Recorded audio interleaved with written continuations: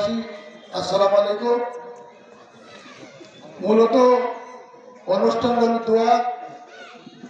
দেশ 17টি বছর আমরা কিন্তু আন্দোলনের মধ্যে ছিলাম।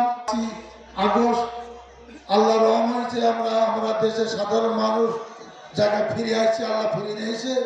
আমাদের চেয়ারম্যান সাহেব তারেক রহমান 17টি বছর কিন্তু লন্ডন থেকে এই দেশ নেতৃত্ব দিয়েছেন। বেগম খালেদা জিয়া জেলও খেটেছে, সব খেটেও কিন্তু উনি আমাদের ছেড়ে চলে যাননি। ওনার বক্তব্য ছিল একটাই, আমি এই দেশের মানুষ, এই দেশের জনগণের সাথে থাকবো, আমার মৃত্যু হলো এই দেশে হবে।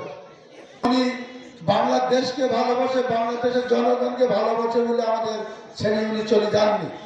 যে মানুষ যখন জীবিত থাকে একরকম সম্মান সুনাম হয়, আর মরে যাওয়ার পরে কিন্তু একরকম সুনাম হয়। বেগম খালেদা জিয়া মারা যাবার পরে কিন্তু জনগণ তার কতটুকু ভালোবাসে বাংলাদেশের লোক সারা বিশ্ব জেনেছে, জানে আমাদের একজন মহিলা এই বাংলাদেশে যে সে কত জনপ্রিয়তা ছিল, যে কোটি কোটি লোক 2-3 মিনিট জানাজা নামাজ পড়তে লাগে, কিন্তু 7 ঘন্টা পর্যন্ত দাঁড়িয়ে কিন্তু জানাজা নামাজ না পড়ে কেউ কিন্তু ধরেনি।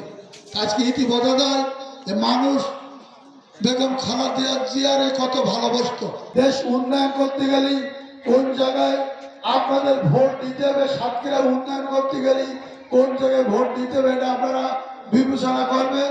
কারণ ভোট যদি সঠিক পাত্রে না পড়ে সাতক্ষীরা জেলা কিন্তু উন্নয়ন হবে না।